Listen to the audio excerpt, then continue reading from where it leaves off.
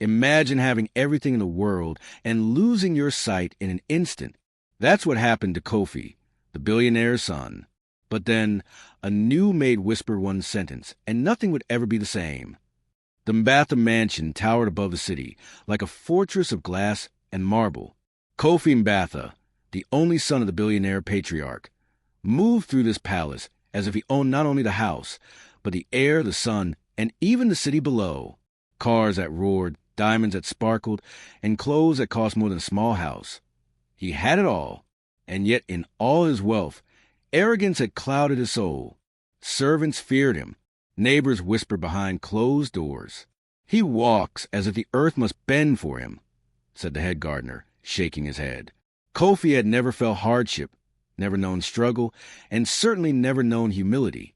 Then one morning, a young maid named Amina arrived from a distant village. She carried only a small bag and a calm demeanor that radiated quiet strength. She did not tremble at Kofi's sharp orders. She did not lower her gaze in fear. She simply worked, observing the mansion, the staff, and most importantly, the boy who had everything yet lacked the one thing money could not buy, awareness of his own arrogance. Weeks passed. Kofi's demands grew sharper. Mistakes were punished with cold words. Yet Amina moved through the halls with grace, completing tasks with precision, never faltering, never bending to fear.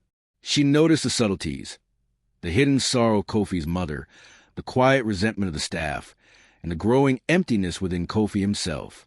Then one evening, disaster struck. Kofi awoke to darkness. The world had vanished. Panic set in immediately. He stumbled, tripped over furniture, and cried for help, but no one could explain what had happened. Doctors arrived and shook their heads. Kofi Mbatha, the boy who had everything, could not see. Word spread fast. Villagers speculated wildly.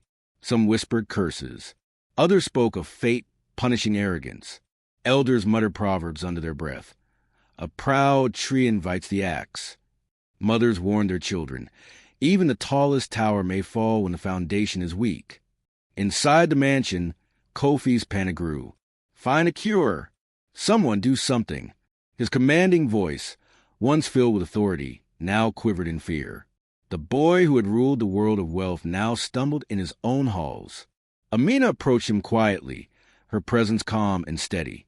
Kneeling beside him, she whispered, "The one who opens their heart, even in darkness, can find the light others cannot see." Kofi froze. Her words carried weight, stirring something long buried, humility, fear, and a flicker of human awareness. The mansion seemed to hold its breath. Outside, the villagers whispered and speculated, eager to witness the downfall of the arrogant boy. Night fell. The mansion was silent, tense, full of unanswered questions.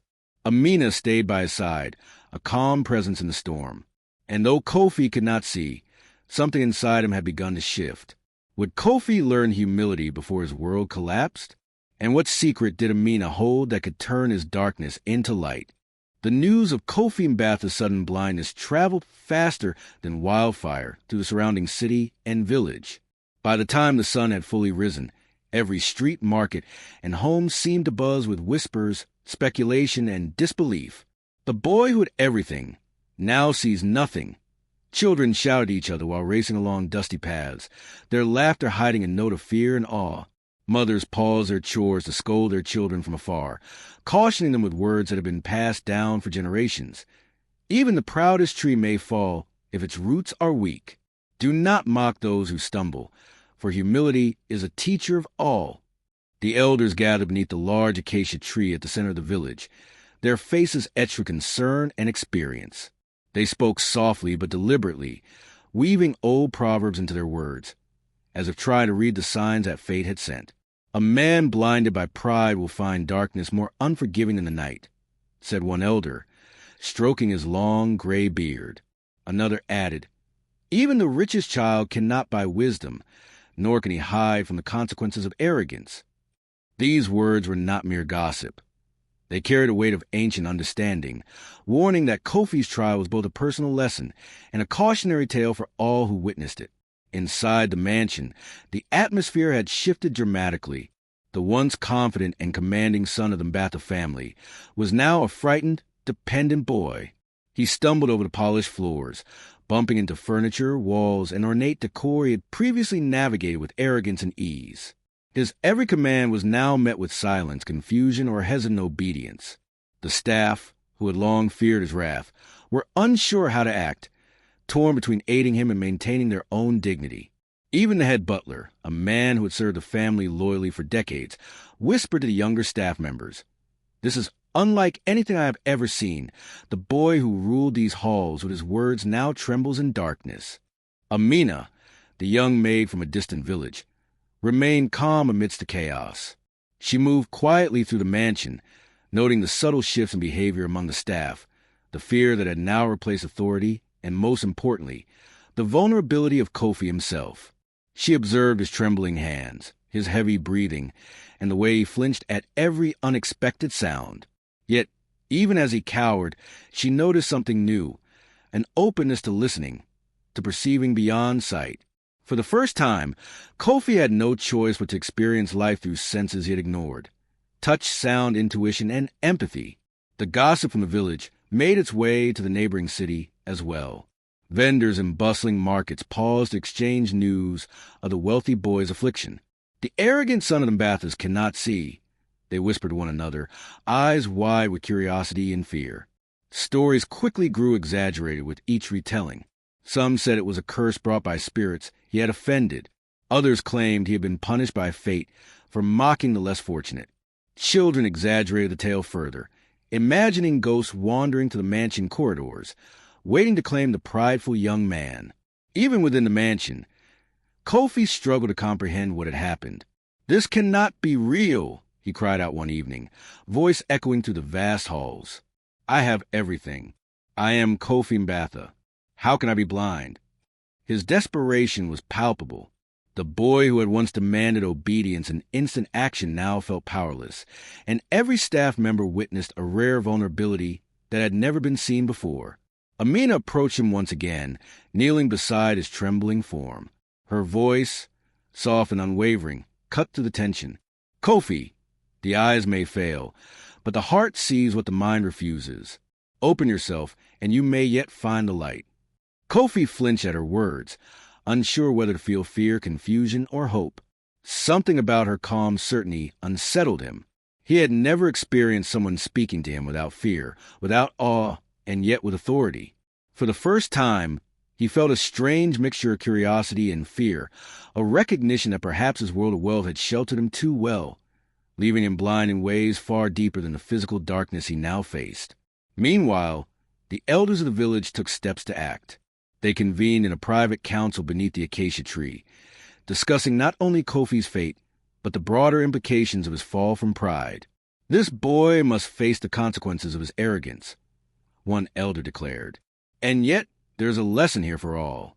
His blindness is not only a punishment, it is a chance for transformation. Will he embrace it, or will he cling to his pride until the end?" The villagers speculated endlessly, some saying that the boy's mother must have known something, that perhaps there was a family secret that had led to this. Others whispered about the maid, Amina, whose quiet confidence and mysterious demeanor had already started to pique their curiosity. "Who is she?" some asked.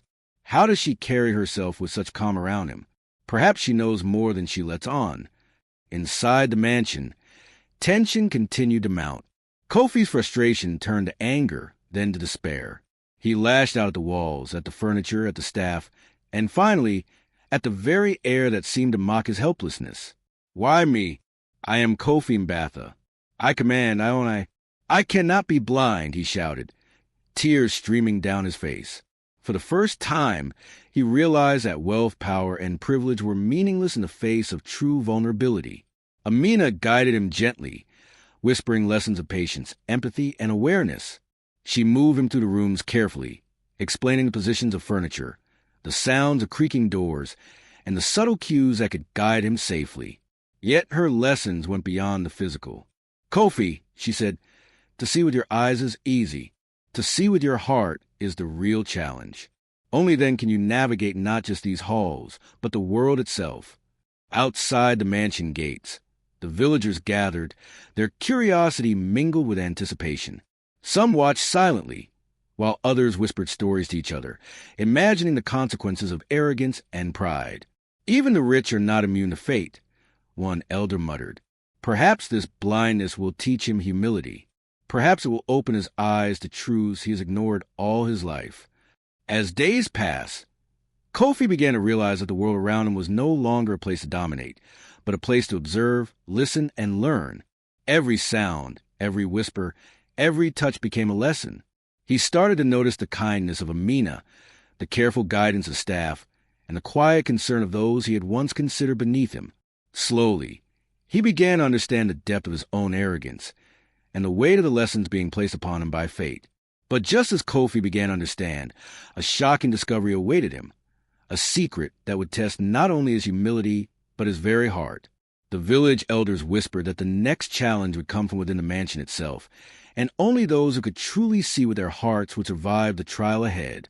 The dawn air was heavy with tension as the elders, clad in traditional robes and carrying staffs that symbolized wisdom and authority, arrived at the Mbatha mansion.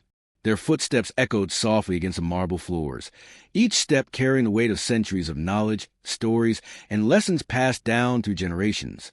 The patriarch of the family, usually commanding and aloof, stood quietly behind the group, watching his son, Kofi, with a mixture of concern and hope.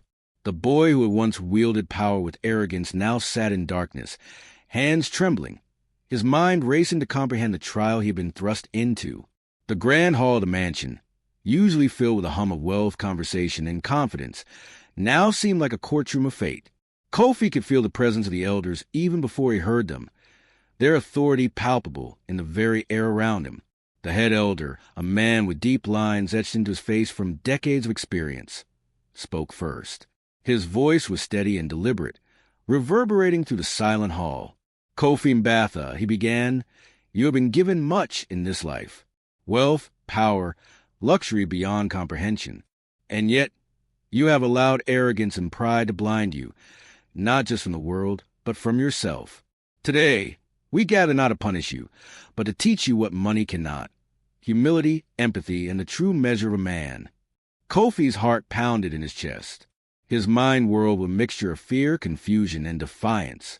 I don't understand, he cried, his voice echoing off the marble walls. I have done nothing to deserve this. I am Kofi Mbatha. I command, I am... The elder raised a hand to silence him. Power without understanding is blindness in itself. You have now experienced true blindness, and only through guidance, compassion, and selflessness can you hope to regain your sight, both literal and of the heart. Amina stepped forward, moving gracefully yet with purpose. The flicker of candlelight caught her face, casting shadows that made her seem almost ethereal. Kneeling before Kofi, she whispered softly, yet her words carried a weight that filled the room. Kofi, to see with your eyes is simple. To see with your heart is the true challenge. Only then will the world reveal itself to you once more. The elders nodded approvingly, their eyes heavy with expectation. Your trial, one declared, is not one of endurance or intellect, but of the soul. You must perform an act of genuine humility, one that comes not from obligation, nor from fear, nor from reward, but from understanding the needs of others. Only then will your vision be restored. Kofi felt the weight of the moment. How could he, the boy who had commanded others his entire life, act without pride, without expecting acknowledgement, without the shield of wealth to protect him? The very thought seemed impossible.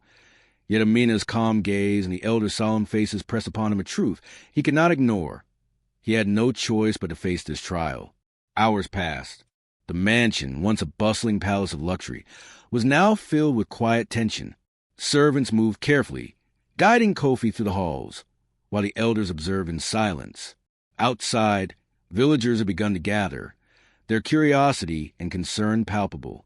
Some whispered, some prayed, and others watched silently, sensing that this moment was not just about Kofi's blindness, but a profound lesson in pride, humility, and the power of compassion. The first test came unexpectedly. A child from the nearby village had wandered into the mansion grounds, hurt and frightened. Kofi, guided by Amina, approached the child with uncertainty. Every instinct screamed to act with authority, to command, to demand obedience. But this time, the child did not fear him. Instead, the child looked at him with innocent expectation, a mirror reflecting what Kofi had never seen in himself: vulnerability, trust, and the need for genuine care. For the first time, Kofi acted without pride. He spoke gently, listened intently, and helped the child with humility. His hands, once rough with entitlement, now carried tenderness. The elders watched closely, noting every gesture, every word, every falter, and every moment of sincerity. Slowly, Kofi began to understand that true power was not in commanding, but in serving. Yet the trial was far from over. The elders presented him with further challenges: staff members struggling with burdens he had ignored, neighbors seeking guidance and help, and even situations where wealth could have solved the problem instantly. Each time, Kofi was forced to resist the urge to use privilege as a shield and instead rely on empathy, patience, and understanding. Each act of humility was a thread weaving his vision back into being.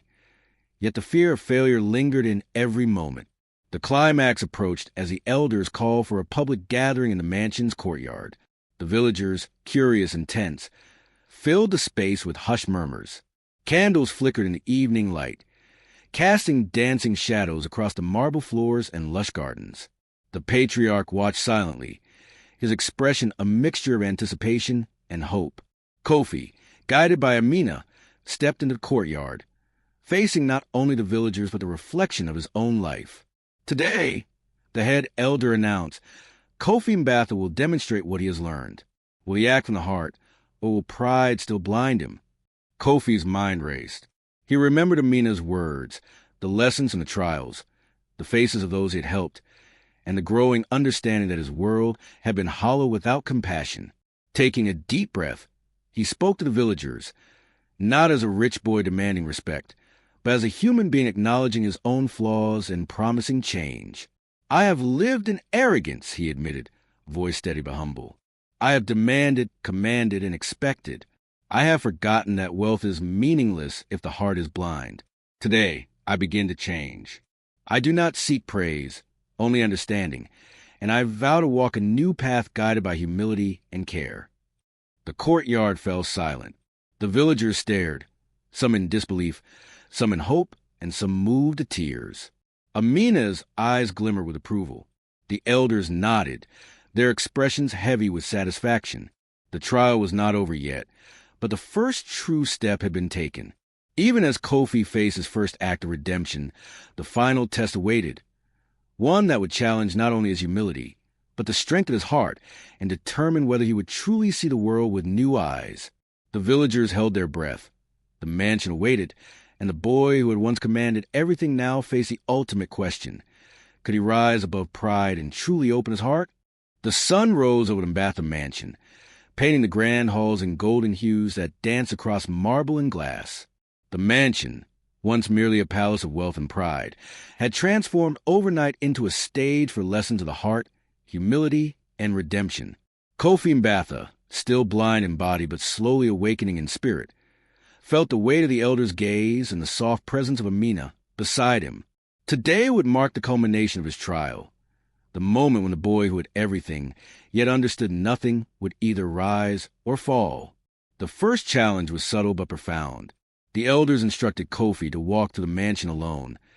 Guided only by his own senses and intuition, he was to approach each servant, each staff member, each visitor, and offer help without commands, without pride, without expectation of reward.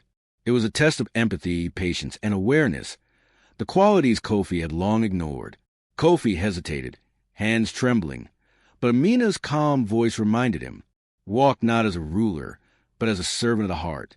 The eyes that cannot see must be guided by the heart that can. Step by step, Kofi began. He felt the cool marble beneath his feet, the subtle vibrations of voices in the hallways, the faint scent of food, flowers, and dust.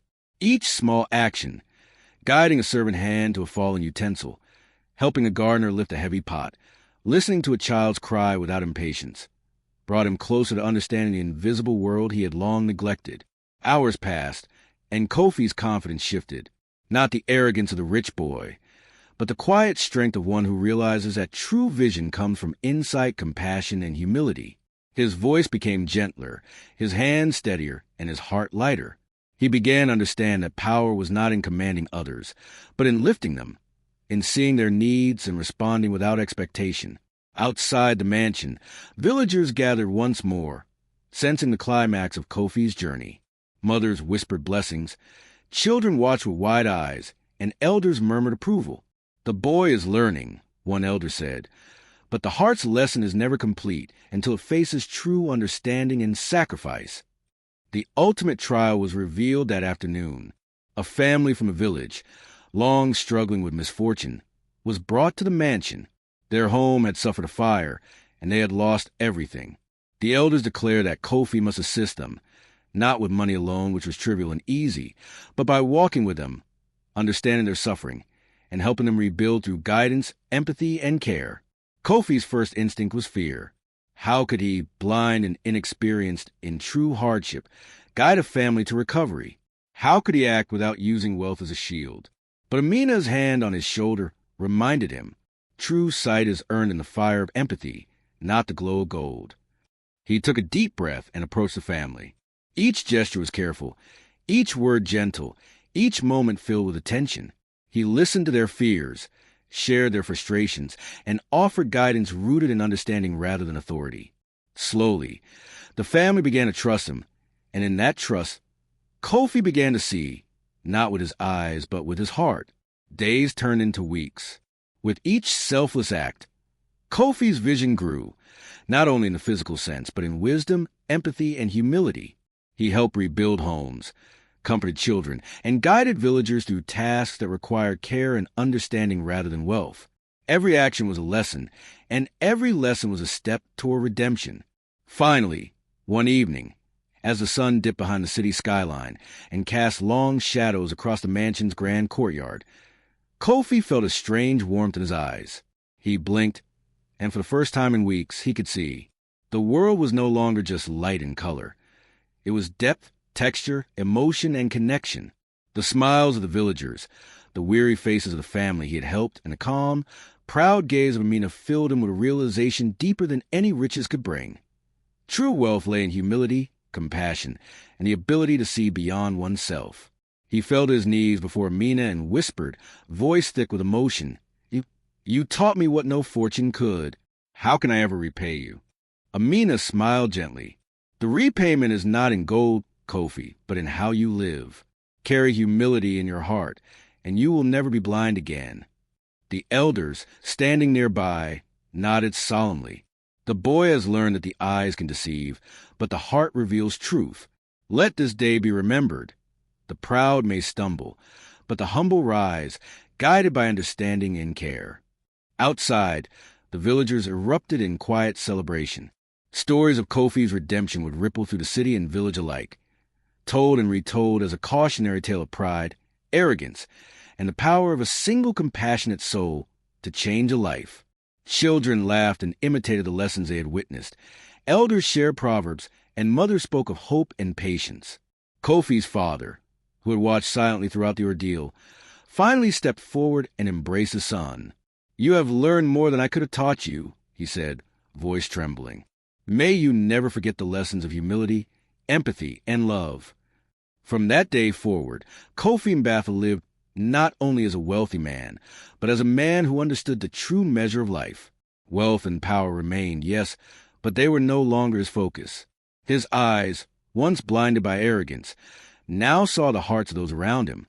His life became a testament to the proverb that the elders whispered through generations. The eyes may be blinded by pride, but the heart that learns to see shines forever. And in the quiet moments, when Kofi walked the halls of his mansion or among the villagers, he remembered the words of the maid who had guided him, the trials that had humbled him, and the understanding that true vision is not what we see, but how we see others. Even in darkness, a single voice, a single act of kindness, can restore sight, heal arrogance, and teach lessons no riches could ever buy. Kofi's story would live on, a reminder to all who heard that humility is strength, empathy is power, and the heart is the greatest guide of all. And so, The boy who once commanded the world learned to serve it. The one who had everything discovered that true wealth is measured not in gold or jewels, but in the ability to see, understand, and care for the hearts around you.